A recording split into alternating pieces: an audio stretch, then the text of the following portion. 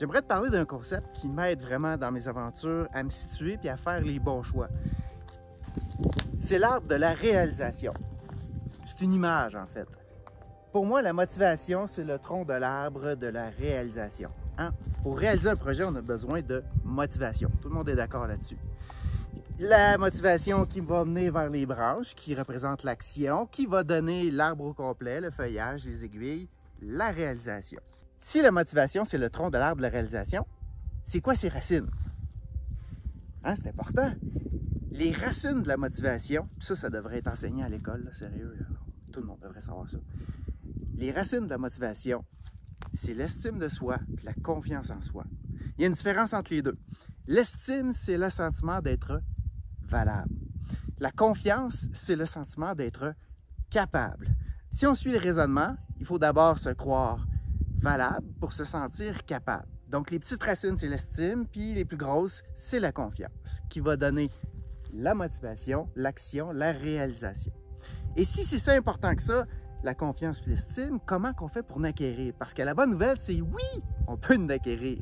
Moi, quand je me lance dans mes aventures, je fais des choses souvent très différentes de ce que j'ai fait dans le passé. Moi, des expéditions de vélo de montagne, j'en avais jamais fait. Je me suis lancé, j'avais une base de connaissances, puis en cours de route, il a fallu que je m'adapte, puis que j'améliore mes techniques, puis que je comprenne un peu plus comment ça fonctionne, comment on se déplace avec ça. Bon. Donc, deux façons de gagner de l'estime et de la confiance. La première, c'est d'avoir des défis. À chaque fois qu'on se lance un défi, qu'on le réalise, on gagne la confiance, et ça dans peu importe le domaine. Tu peux t'entraîner, gagner de la forme physique, puis tu gagnes la confiance dans toutes les sphères de ta vie. Donc, première façon, avoir des défis, et de là l'importance de bien choisir ses défis. Des défis difficiles, mais atteignables. Si le défi est trop gros, on ne l'atteint pas, on peut perdre la confiance. Puis deuxième façon de gagner de la confiance, c'est notre environnement. Si les gens autour de nous nous encouragent à réaliser des défis, si eux-mêmes réalisent des défis, tu finis par te dire « moi aussi je suis capable ». Si tu as les bons outils, hein, ça donne de la confiance. Si ton bureau, à place d'être dans le sous-sol d'un édifice, il est au sommet et que tu as une vue sur toute la ville, c'est des petits éléments qui te donnent de la confiance.